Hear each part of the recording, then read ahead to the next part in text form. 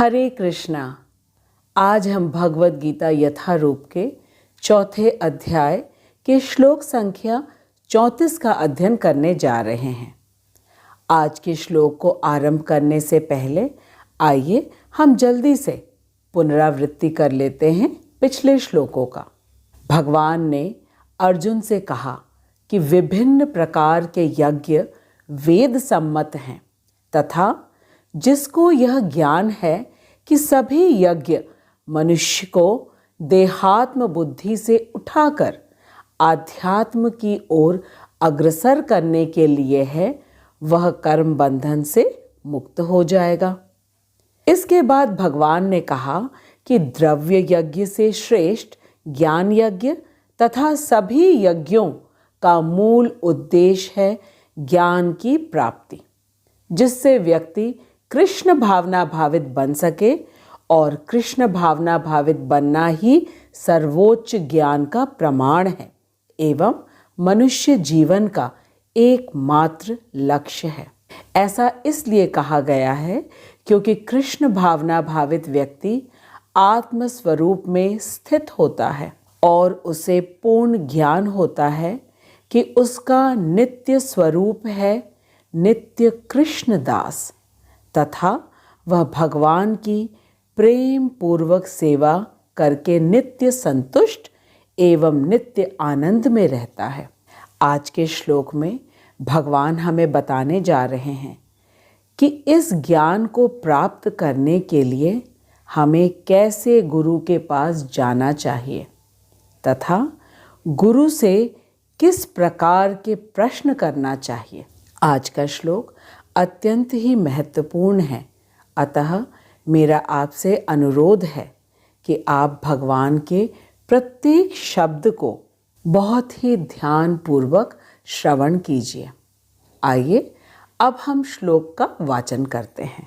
तद्विद्धि प्रणिपातेन परिप्रश्नेन सेवया उपदेशयन्ति ते ज्ञानम् ज्ञानिनः तत्वदर्शिनः। तत्विद्धि प्रणिपातेन परिप्रश्नेन सेवया उपदेशयन्ति ते ज्ञानम् ज्ञानिनः तत्वदर्शिनः। तत् विभिन्न यज्ञों के उस ज्ञान को विद्धि जानने का प्रयास करो। प्रणिपातेन गुरु के पास जाकर के, परिप्रश्नेन विनीत जिज्ञासा से, सेवया सेवा के द्वारा, उपदेशयन्ति दीक्षित करेंगे, ते तुमको, ज्ञानम ज्ञान में, ज्ञानिनः स्वरूप सिद्ध, तत्व तत्व के, दर्शिनः दर्शी। भगवान कह रहे हैं अर्जुन से, तुम गुरु के पास जाकर सत्य को जानने का प्रयास करो। तद्विद्धि प्रणिपातेन उनसे विनीत होकर जिज्ञासा करो और उनकी सेवा करो। परिप्रश्नेन सेवया भगवान कह रहे हैं स्वरूप सिद्ध व्यक्ति तुम्हें ज्ञान प्रदान कर सकते हैं क्योंकि उन्होंने सत्य का दर्शन किया है। उपदेशयन्ति ते ज्ञानम ज्ञानिनः तत्वदर्शिनः। आज का श्लोक बहुत ही महत्वपूर्ण है। आइए श्रील प्रभुपाद के तात्पर्य को पढ़कर आज के श्लोक को हम अच्छी तरह समझते हैं।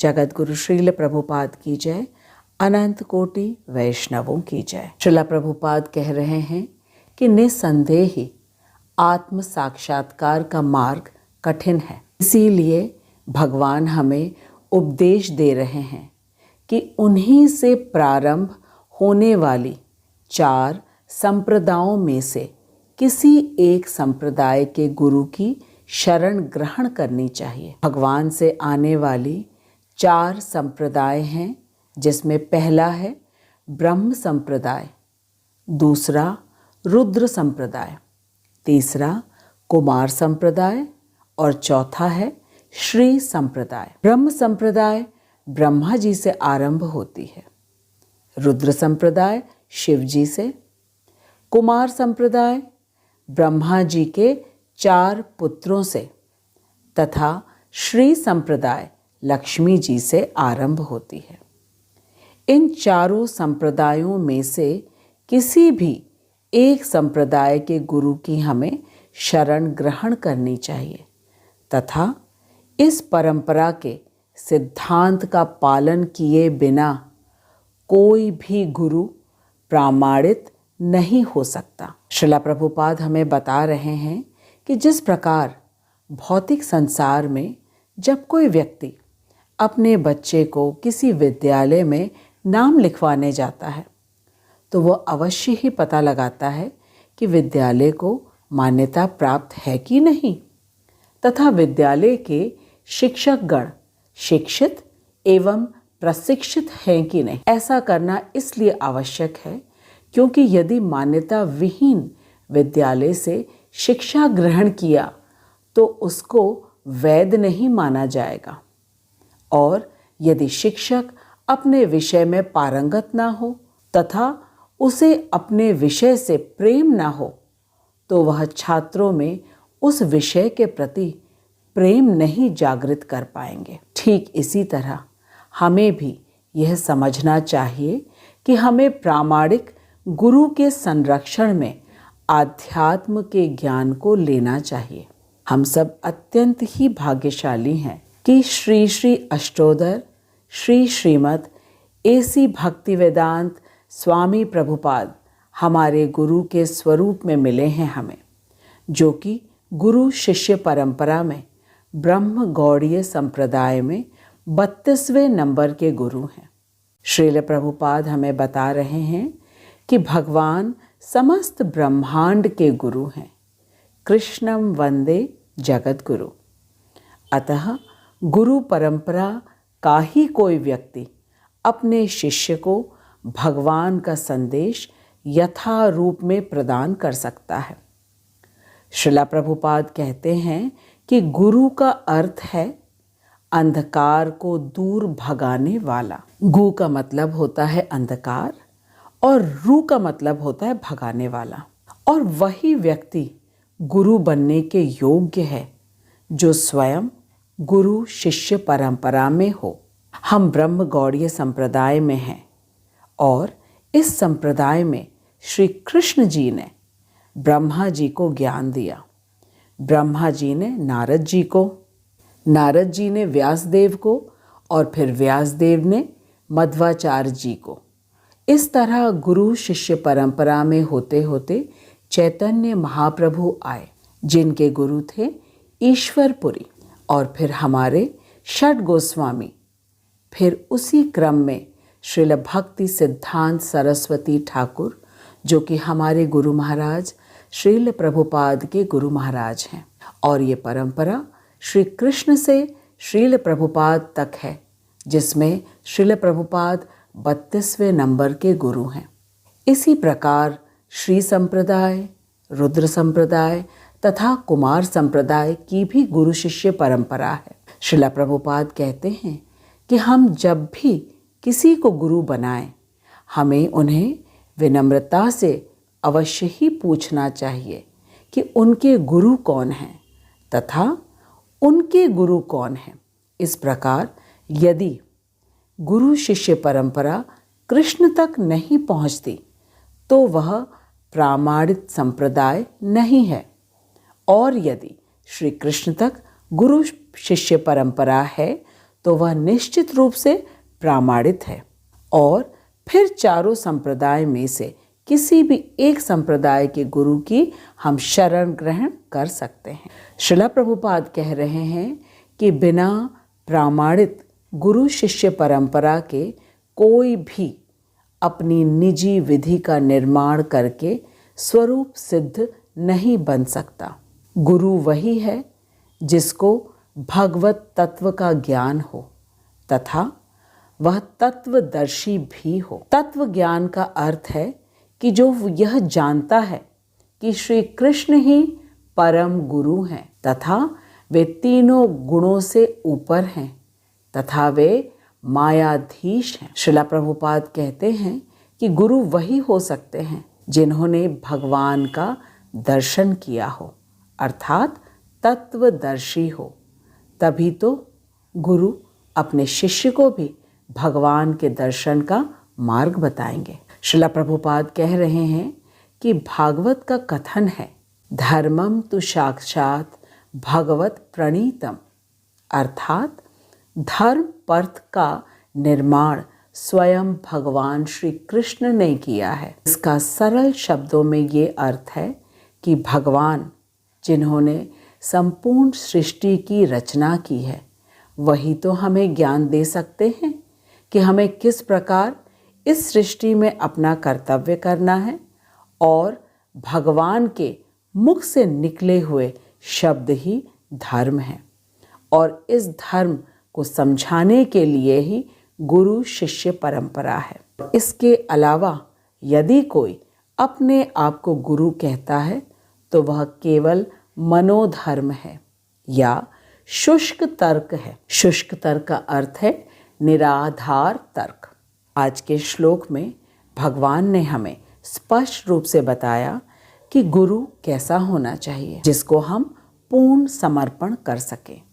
तद्विद्धि प्रणिपातेन, तद का यहाँ अर्थ है परम तत्व, जो कि श्री भगवान है। और जो व्यक्ति श्री कृष्ण को परम तत्व, परम ईश्वर के रूप में जानता हो, वही सच्चा गुरु है। ऐसे गुरु की हमें शरण ग्रहण अवश्य करनी चाहिए। श्रील प्रभुपाद कहते हैं कि गुरु वही है जो भगवान के वचन को शिष्यों तक यथा रूप में पहुंचाए। श्री कृष्ण ने भगवद गीता के 18वें अध्याय के श्लोक संख्या 66 में कहा है, सर्वधर्मान परित्यज्य मामेकम शरणम व्रज। तो यदि गुरु भी कहे कि एकमात्र कृष्ण की ही शरण ग्रहण करो, तो वह गुरु अवश्य ही गुरु शिष्य परंपरा में प्रामाणिक गुरु है, अन्यथा नहीं। श्रील प्रभुपाद हमें बता रहे हैं कि भगवान स्वयं हमें गुरु बनाने की विधि समझा रहे हैं। भगवान स्वयं भी सांदीपनी ऋषि के आश्रम में अपने बड़े भाई बलराम के साथ जाकर गुरु से शिक्षा ग्रहण किया तथा उन्होंने गुरु की सेवा की और गुरु आज्ञा का पालन किया। फिर जब भगवान राम अवतार में आए, तब उन्होंने ऋषि वशिष्ठ के आश्रम में रहकर गुरु सेवा तथा आज्ञा पालन करके गुरु को प्रसन्न करके शिक्षा ग्रहण किया। भगवान हमें सिखाने के लिए अवतार लेते हैं और हमें भगवान के बताए मार्ग पर चलना चाहिए। श्रील प्रभुपाद बताते हैं कि यदि कोई सिर्फ ये सोचे कि वह केवल ग्रंथ पढ़कर ज्ञान अर्जित कर लेगा, तो वह उसका मनोधर्म है। क्योंकि यदि ऐसा होता तो भगवान सांदीपनी ऋषि और गुरु वशिष्ठ के आश्रम में शिष्य बनकर नहीं जाते। श्रील प्रभुपाद बताते हैं कि हमें गुरु, शास्त्र तथा साधु तीनों की शरणागति स्वीकार करनी चाहिए। तभी हम भगवान को तत्व से जान पाएंगे और फिर साधन भक्ति करके भगवान के दर्शन पाएंगे। अपने मनमाने तरीके से हम भगवान को नहीं समझ पाएंगे। ज्ञान प्राप्ति के लिए हमें प्रामाणिक गुरु की शरण में जाना ही होगा और अहंकार रहित होकर दास की भांति गुरु की सेवा करनी चाहिए। गुरु की सेवा का अर्थ है गुरु आज्ञा का पालन करना चाहिए, पूर्ण उत्साह एवं निष्ठा के साथ। यहाँ उत्साह और निष्ठा बहुत ही महत्वपूर्ण है। उत्साह अर्थात उत्कंठा और निष्ठा अर्थात पूर्ण विश्वास से कि मेरे गुरु ने जो मुझे आज्ञा दिया है मैं उनका पालन करूँगा और मुझे अवश्य ही गुरु कृपा से भगवत प्रेम की प्राप्ति होगी, अर्थात एक दिन अवश्य ही मैं भगवान की सेवा करूँगा। ऐसा दृढ़ विश्वास होना चाहिए शिष्य के मन में। आज के श्लोक में भगवान ने कहा है, तद्विद्धि प्रणिपातेन परिप्रश्नेन सेवया, अर्थात गुरु की शरण ग्रहण करके विनम्र भाव से, विनीत भाव से प्रश्न पूछना चाहिए। और प्रश्न आध्यात्मिक होने चाहिए, ना कि भौतिक संसार से संबंधित। भौतिक संसार से संबंधित का अर्थ है कि कब विवाह होगा, कब संतान होगी, या कब नौकरी मिलेगी, या कौन सा व्यवसाय अधिक लाभ देगा। ऐसे प्रश्न आध्यात्मिक गुरु से कभी नहीं पूछना चाहिए। गुरु से आध्यात्मिक प्रश्न पूछना चाहिए कि किस प्रकार आध्यात्म में उन्नति करें।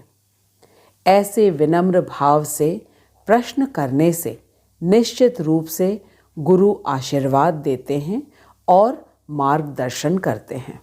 एक बार वृंदावन में श्रील प्रभुपाद श्रील भक्ति सिद्धांत सरस्वती ठाकुर का प्रवचन सुन रहे थे। कुछ समय के बाद मंच से घोषणा किया गया कि जो लोग वृंदावन का दर्शन करना चाहते हैं वे दर्शन करने जा सकते हैं। पंडाल में जितने लोग बैठे थे वे सभी चले गए वृंदावन दर्शन के लिए। एकमात्र श्रील प्रभुपाद नहीं गए। श्रील प्रभुपाद श्रील भक्ति सिद्धांत सरस्वती ठाकुर का प्रवचन सुनना चाहते थे और वे उसी को सुनने में मग्न थे। कहने का तात्पर्य यह है कि गुरु के श्री मुख से शिष्य को श्रवण करना सबसे ज़्यादा महत्वपूर्ण बात है। और जब शिष्य की उत्सुकता होती है गुरु से कृष्ण के विषय में, उनके रूप, गुण, लीला के विषय में और सुने, अधिक से अधिक सुने, तो वह शिष्य का उत्साह दर्शाता है और इस विधि से शिष्य को गुरु आशीर्वाद से अवश्य ही आत्म साक्षात्कार होता है। सत्शिष्य वही होता है जो गुरु की आज्ञा को अपने जीवन का उद्देश्य बना लेता है। श्रील भक्ति सिद्धांत सरस्वती ठाकुर ने श्रील प्रभुपाद से केवल एक बार कहा था कि तुम्हारी अंग्रेजी बहुत अच्छी है और तुम विदेशों में जाकर भगवान के नाम का प्रचार करो, कृष्ण के नाम का प्रचार करो। श्रील प्रभुपाद ने श्रील भक्ति सिद्धांत सरस्वती ठाकुर की आज्ञा को अपने जीवन का एकमात्र लक्ष्य बना लिया। श्रील प्रभुपाद ने सबसे पहले वृंदावन में स्थित श्री राधा दामोदर मंदिर में, जहाँ रूप गोस्वामी जी की समाधि है, खूब कातर भाव से अनुनय विनय किया और अपने भजन कुटीर में भगवद गीता तथा भागवतम का अनुवाद प्रारंभ किया। श्रील प्रभुपाद रात दिन कठोर परिश्रम करके अपने गुरु की आज्ञा का पालन करते। श्रील प्रभुपाद जब रात को अपने कमरे में भगवद गीता का अनुवाद करते और तात्पर्य लिखते तो उनके कक्ष में अलौकिक प्रकाश होता, जिसे देखकर उनके शिष्य प्रभुपाद से पूछते कि प्रभुपाद ये कैसी अलौकिक प्रकाश आपके कमरे से आती है। तो प्रभुपाद उत्तर देते कि कृष्ण उनके कमरे में स्वयं आकर उन्हें बताते हैं कि क्या लिखना है।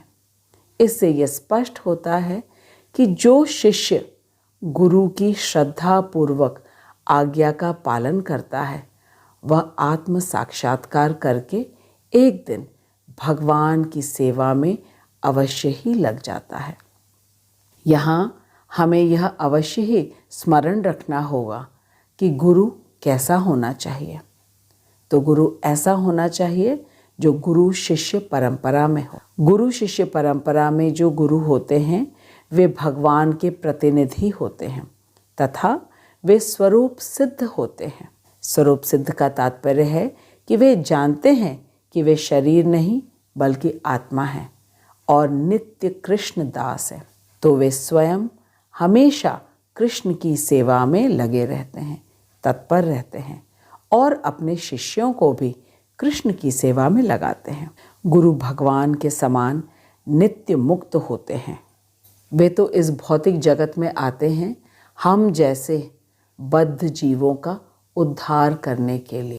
श्रीला प्रभुपाद भगवान के नित्य पार्षद हैं और वे आए इस भौतिक धरातल में हमें हमारी देहात्म बुद्धि से बाहर निकालने के लिए। श्रीला प्रभुपाद ने हमें इस भौतिक जगत की माया के प्रकोप से बचाने के लिए 4 नियमों का पालन करने के लिए कहा। पहला है मांसाहार नहीं करना, दूसरा मदिरापान नहीं करना, तीसरा जुआ नहीं खेलना तथा चौथा है अवैध संबंध नहीं रखना। इन चारों नियमों का जो भी निष्ठा से पालन करेगा और साथ में प्रतिदिन केवल 16 माला हरे कृष्ण महामंत्र का जप करेगा, वह शिष्य अवश्य ही आत्म साक्षात्कार के मार्ग में उन्नति करेगा तथा एक दिन भगवान की प्रेममयी सेवा भी अवश्य ही करेगा। श्रीला प्रभुपाद कह रहे हैं कि प्रामाणिक गुरु स्वभाव से अत्यंत ही दयालु होते हैं और यदि शिष्य विनीत हो और सेवा में तत्पर हो तो ज्ञान और जिज्ञासा पूर्ण हो। हमारे इतिहास में न जाने कितने ही ऐसे उदाहरण हैं जिन्होंने गुरु की आज्ञा का पालन करके भगवान का दर्शन प्राप्त किया है। ध्रुव महाराज को जब उनकी माता ने उनके पिता के गोद में बैठने नहीं दिया तो वे रोते रोते अपनी माता सुनीति के पास पहुँचे और माता सुनीति ने कहा कि भगवान ही उनकी इस इच्छा की पूर्ति कर सकते हैं। और माता सुनीति ने नन्हे ध्रुव से कहा कि वह जंगल में जाकर भगवान का ध्यान करें। जब ध्रुव जंगल में गए तो वे वहाँ सभी जंगली जानवरों से पूछते कि क्या तुम भगवान हो, क्या तुम भगवान हो। इस प्रकार ध्रुव भगवान की खोज करते और फिर वहाँ नारद मुनि आए और पहले तो उन्होंने ध्रुव से कहा कि वह घर चला जाए क्योंकि जंगल में तो बहुत से जंगली जानवर से खतरा होता है। लेकिन जब उन्होंने नन्हे ध्रुव का दृढ़ संकल्प देखा तो उन्होंने ध्रुव को उपनिषद से ओम नमो भगवते वासुदेवाय का मंत्र दिया और 5 वर्ष के नन्हे ध्रुव ने ओम नमो भगवते वासुदेवाय का मंत्र जप करके केवल 6 महीनों में ही भगवान का दर्शन पा लिया। तो हमने देखा कि जब शिष्य प्रामाणिक गुरु की आज्ञा का पालन करता है तो उसे आत्म साक्षात्कार एवं भगवत दर्शन अवश्य ही होता है और फिर जब भगवान की प्रेम पूर्वक सेवा में लग जाता है। वो श्रीला प्रभुपाद बता रहे हैं कि जब तक अर्जुन ने भगवान को गुरु के रूप में स्वीकार नहीं किया था और आज्ञा पालन नहीं किया तब तक वह मोह से भ्रमित था। प्रभुपाद कहते हैं कि हमें अर्जुन से सीखना चाहिए। अर्जुन ने भगवान से अनेक प्रश्न पूछे लेकिन विनम्र भाव से। अर्जुन ने कहा कि मुझे समझ में नहीं आ रहा है कि आप मुझे क्या कह रहे हैं। आप मुझे मोहित तो नहीं करना चाह रहे हैं लेकिन मैं समझ नहीं पा रहा हूँ। इस तरह से विनीत भाव से विनम्रता से गुरु से प्रश्न पूछना चाहिए और गुरु के आदेश का प्रेम पूर्वक पालन करना चाहिए। फिर चाहे गुरु जो भी आज्ञा दे क्योंकि गुरु तो भगवान के प्रतिनिधि हैं। हनुमान जी ने राम जी के लिए सागर में पुल बांधा था लेकिन उन्हीं हनुमान जी ने जब अर्जुन के रथ पे पताका में अंकित हुए बैठे थे तब वे बिल्कुल चुपचाप थे। ये है सर्वश्रेष्ठ गुरु आज्ञा का उदाहरण। सेवा सेव्य के अनुसार होती है न कि अपने मन के अनुसार। जब भगवान राम आए थे तब हनुमान जी आगे बढ़ बढ़ के भगवान राम की सहायता कर रहे थे लेकिन जब वे अर्जुन के रथ पे सवार हुए उनके पताका पर तो वे बिल्कुल चुपचाप बैठे थे और वे प्रतीक्षा कर रहे थे कि जब भगवान आज्ञा देंगे तभी वे भगवान की उनकी इच्छा के अनुसार सेवा करेंगे, ना कि अपनी इच्छा के अनुसार। अब मुझे पूर्ण विश्वास है कि हम सभी आज के इस अत्यंत महत्वपूर्ण श्लोक को श्रील प्रभुपाद की महान कृपा से समझ गए हैं। आज के श्लोक में हमने सीखा कि हमें हमेशा गुरु शिष्य परंपरा में गुरु की शरण ग्रहण करनी चाहिए। गुरु को प्रणिपात अर्थात दंडवत प्रणाम करना चाहिए और मन, शरीर तथा आत्मा से गुरु की आज्ञा का पालन करना चाहिए। विनीत भाव से आध्यात्मिक प्रश्न पूछना चाहिए और गुरु की वाणी और वपु दोनों की ही सेवा करनी चाहिए। वपु अर्थात गुरु को प्रत्यक्ष रूप से देखना, गुरु से प्रवचन सुनना, दंडवत प्रणाम करना, गुरु को भोग अर्पण करना। लेकिन प्रायः गुरु का वपु संग नहीं हो पाता है, लेकिन गुरु की वाणी का हमेशा ही संग किया जा सकता है। ये तो सर्वथा ही सुलभ है।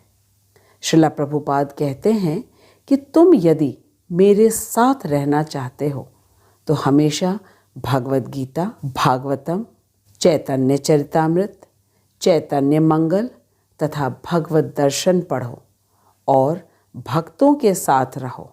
इससे तुम्हारी चेतना हमेशा कृष्ण में बनी रहेगी। श्रील प्रभुपाद कहते हैं कि महाप्रभु ने हमें स्वयं आकर महामंत्र दिया है और महाप्रभु स्वयं भगवान कृष्ण हैं, राधा रानी के भाव में, परम भक्त के रूप में उन्होंने आकर हमें महामंत्र दिया और यह महामंत्र उपनिषद में है। हरे कृष्णा कृष्णा कृष्णा हरे हरे, हरे राम राम राम हरे हरे। और महामंत्र की स्तुति की गई है उपनिषद में।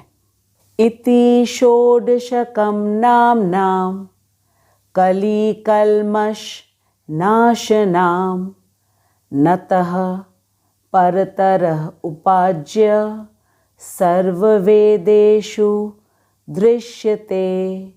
अर्थात इस 16 शब्दों के महामंत्र के अलावा और कोई उपाय नहीं है कलयुग में कलह से बचने के लिए, और ये वेदों का मंत्र है। हरे कृष्ण कृष्ण कृष्ण हरे हरे, हरे राम राम राम हरे हरे। और श्रील प्रभुपाद कहते हैं कि हरे कृष्ण महामंत्र बृहन नारदीय पुराण का श्लोक है, इसलिए यह पूर्ण रूप से प्रामाणिक है। बृहन नारदीय पुराण में हरे कृष्ण महामंत्र के लिए कहा गया है, हरिर नाम एव केवलम कलौ नास्तिव गतिर अन्यथा। अब मैं पूर्ण रूप से आश्वस्त हूँ कि हम सभी अब पूर्ण रूप से संतुष्ट हो गए हैं कि हरे कृष्ण महामंत्र ही कलयुग के जीवों का उद्धार करने के लिए एकमात्र उपाय है।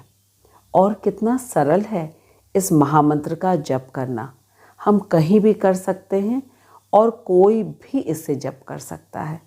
तो ये सुनहरा अवसर हमें नहीं खोना चाहिए, क्योंकि महाप्रभु ने, जो कि स्वयं कृष्ण हैं, राधा रानी के भाव में, उन्होंने आकर के हमें ये महामंत्र दिया है। मैं श्रील प्रभुपाद और अपने शिक्षा गुरु हिज ग्रेस हरिमोहन दास प्रभु जी को दंडवत प्रणाम करती हूँ, भगवद गीता के परम गुह्य ज्ञान को इतनी सरलता से हमको समझाने के लिए। मैं आप सभी को धन्यवाद देती हूँ भगवद गीता के श्लोक का इतने ध्यानपूर्वक तल्लीनता से श्रवण करने के लिए। अब हम अगले सप्ताह मिलेंगे नए श्लोक के साथ। तब तक आप हरे कृष्ण महामंत्र का जप करते रहिए और सदा याद रखिए कि हमें गुरु करना है। बिना गुरु के ज्ञान नहीं हो सकता, लेकिन गुरु अवश्य ही गुरु शिष्य परंपरा में हो। जिन 4 परंपराओं के विषय में आज हमने जाना है, उन चारों में से किसी भी एक परंपरा में हो, लेकिन अवश्य ही गुरु परंपरा में हो। हरे कृष्ण।